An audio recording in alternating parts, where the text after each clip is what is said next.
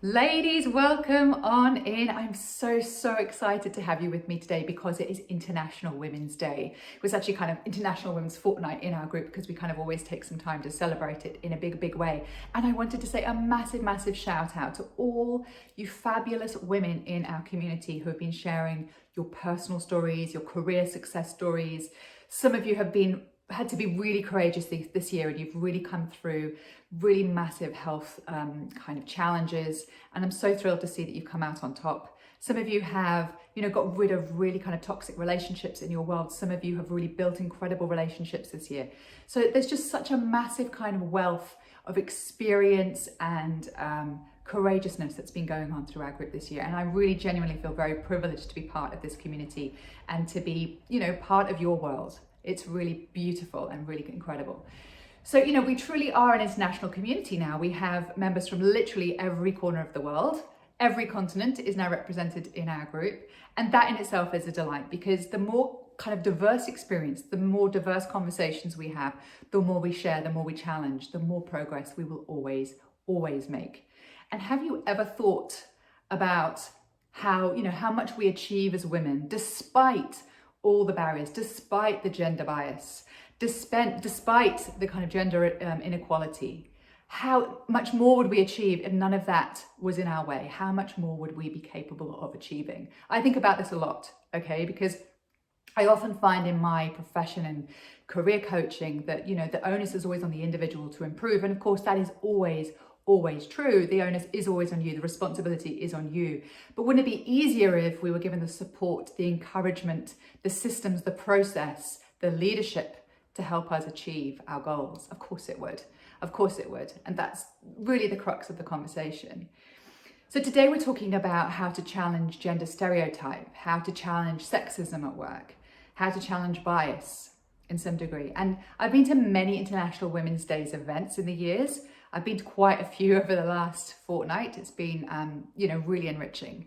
But there was one conversation that I was in yesterday that I really wanted to share with you today. And this lady was basically telling us that she's one of 11 people on this senior management committee, and she's the only female. So she's the one female, there's 10 men on this management committee. And on the agenda, there was a segment for her to talk about the International Women's Day initiative that was going on within her company that she was leading, that she was driving. And she started off sort of introducing the topic and what actually was sort of there for, the topics and the discussion points that were going to be happening throughout the week. And she sort of just got closed down by the men in the meeting.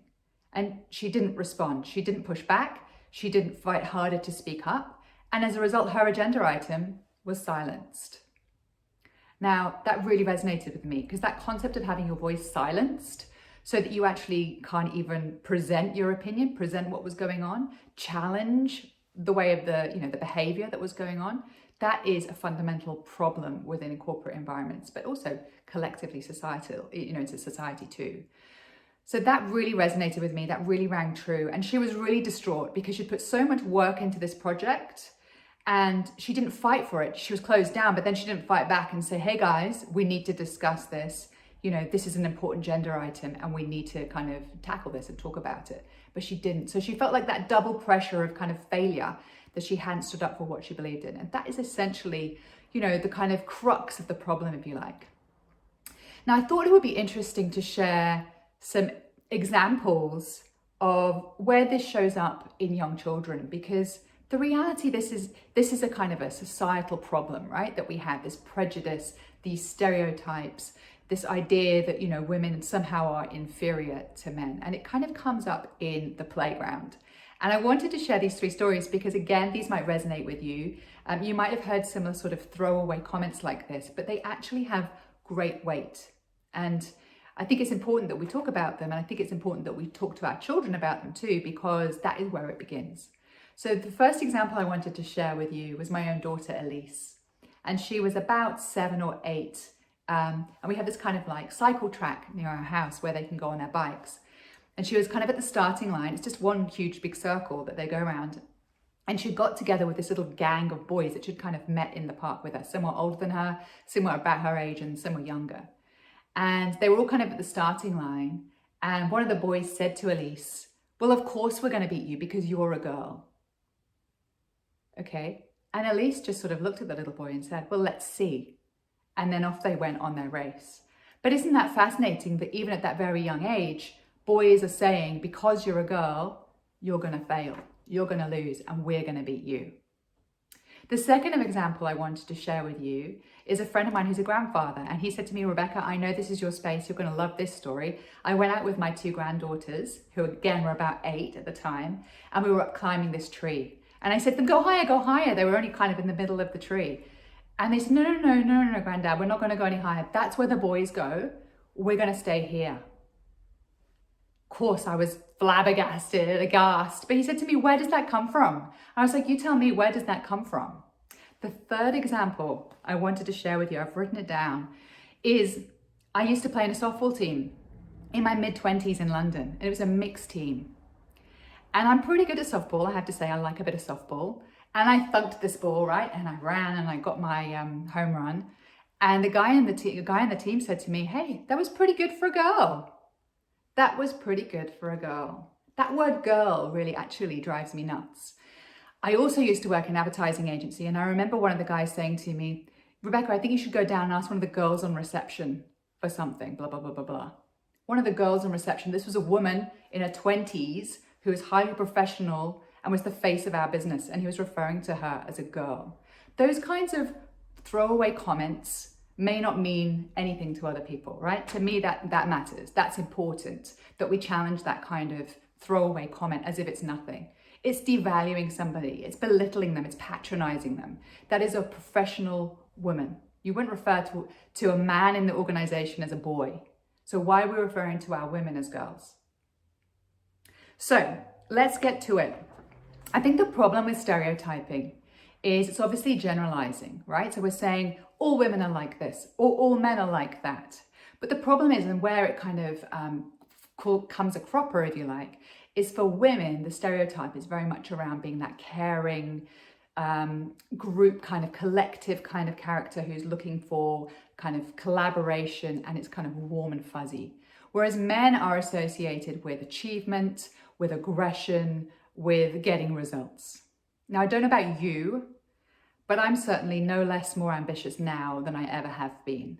I certainly don't sort of shy away from being successful or being ambitious in my world. That is very, very much part of who I am. So where does this stereotype that men are like this and women are like that, where does this come from? It's a complex question, obviously. We're not going to solve it today, but how does it show up in our general conversation? So I've written a few ideas down. We had those kind of throwaway comments like women should be in the kitchen domestically, right? Women should be in the kitchen, that's their place. You would never say a man should be in the kitchen, right? That's just not something that kind of comes up in the general vernacular. Women should dress appropriately. That's another one that drives me insane. Women should be the carers. Women should care for their kids. Women should care for their parents. And then there, on the flip side of that, you've got this other kind of stereotype that, men who seek out more work-life balance and have more time with their kids, they're seen as weak. They're not seen as leadership material either. How does it play out in the workplace? Okay, so we've talked about some of those ideas already, but there was one study that I read that was researching the opinions of lots of CEOs and like their perception of women in the workplace. And one of the things that I really took out of that was this idea that women who come back to work after having children are not ambitious because they're kind of overwhelmed, because they have the children to think of. How can they possibly put their careers first? Well, I don't know about you, but you can certainly put your career, high up there on your priority list and still be ambitious. It might not be your absolute priority because you do have human beings to look after and keep alive. That's kind of probably more important than a job, but it doesn't mean you're any less ambitious. Do you hear me? Do you feel me? I hope you feel me. I hope you agree with me. There's this kind of idea that women are less competent. There's this view that women are less competent than men, which is obviously coming from a bias that a lot of the men will be having. Women are kind of promoted on their performance, whereas men are promoted on their potential. That's another one that is a real kind of thing that holds women back. It's part of that affinity bias where, men will look for men to kind of come up the ranks and join them in their team because that's where they feel comfortable. They recognize their value, they see them, they hear them, they have similar interests. If you're like me, then we'll get on, it will be great, it will all work. And there's that fear about kind of bringing people in who are not like you because it's like an unknown quantity, it's an unknown entity. But listen, the reality is we need to start challenging this behavior. We need to challenge. Like the woman who was in that meeting with the 10 other men didn't kind of get her agenda item across because she was uncomfortable with how they pushed back and basically silenced her. We need to start pushing back on these kinds of comments, however throwaway. Because the reality is that some of these comments are made unconsciously and they're not trying to be damaging to you. There's a kind of place in the middle where they are made consciously, and then there's a place at the end of that spectrum where they're made consciously and they're designed to wound. And it's very important that we know what the intention is, what the conscious awareness is when these comments are made, and you can fight back accordingly. But there are lots of ways in which you can challenge it. I think, if you're in a team, research has shown that when there's a group of women and men in a room, the women will be less likely to share their opinions, share their thoughts, share their views if there are men in the room, and if they are not encouraged to share their opinion. So say, for example, somebody says something and somebody instantly says, that's stupid. That wouldn't work. That woman will just stay silent and she will not try again, probably for a long time. What you need to do if you have women in your team is encourage them. That's a really interesting point. Gosh, yes, I think we've not thought of that. Can you explain a little bit more about that? Can you elaborate on that point? Yeah, I like what you just said there. That's really interesting. Can you explain a bit more? We need to encourage women in group discussion to speak up. Women will often not sort of be a driving force in a meeting if they're the only woman in the room.